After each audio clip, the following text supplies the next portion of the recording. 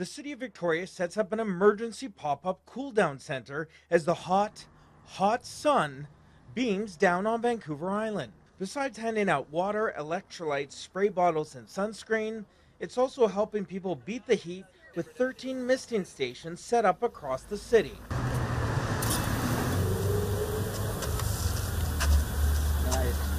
For this Czech reporter, the misting station is appreciated, but the city has stopped short of opening an emergency cooling center despite temperatures hovering around 30 degrees.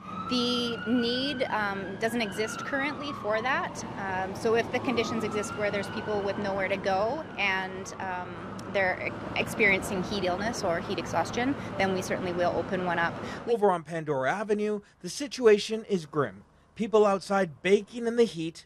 Those who run social services here say most won't go to a misting station because they can't risk having their possessions stolen. So outreach workers are here doing what they can to support those who are vulnerable to heat exhaustion, particularly those living in tents, including handing out water and sunscreen. If someone's in a tent, and they're using that as their shade, but it can still get really, really hot inside a tent can become like a sauna.